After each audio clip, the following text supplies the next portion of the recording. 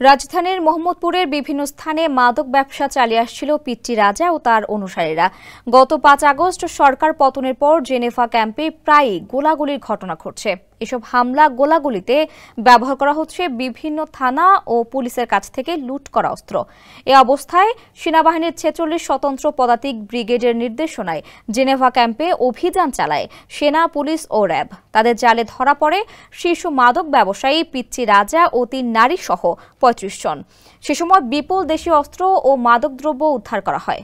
Geneva ক্যাম্পে অভিযান চালানোর কথা নিশ্চিত করে আন্তঃবাহিনী জনসংযোগ পরিদপ্তর আইএসপিআর জানিয়েছে, অভিযানকালে ২টি পিস্তল, ২০ রাউন্ড গুলি, ৬টি চাইনিজ কুড়াল, ৩৯টি ছুরি, ১৬টি রামদা, ৮টি চাপাতি, ১২ প্যাকেট স্প্লিন্টার, ৫৩টি পেট্রোল বোমা ও ৫০টি হেলমেট উদ্ধার করা হয়েছে।